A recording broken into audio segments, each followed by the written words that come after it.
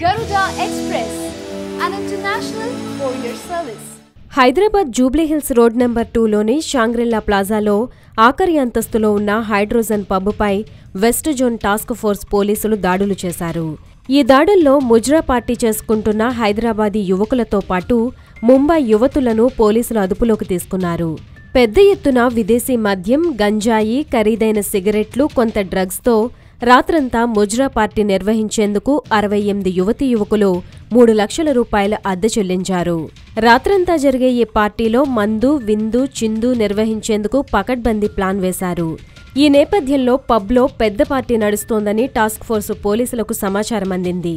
దీంట్లో పార్టీలో పాల్గొనేందుకు ఒక్కొక్కరు చేరుకుంటుండగా టాస్క్ ఫోర్స్ పోలీసులు ఎంట్రీ ఇచ్చారు.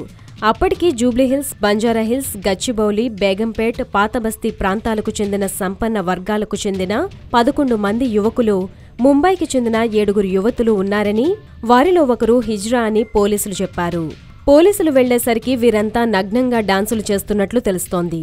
దీంతో హైడ్రోజన్ పబ్ మేనేజర్ పద్మనాభంను అదుపులోకి తీసుకున్నారు. వీరందరినీ నేడు కోర్టులో హాజరుపరచనున్నారు పోలీసులు.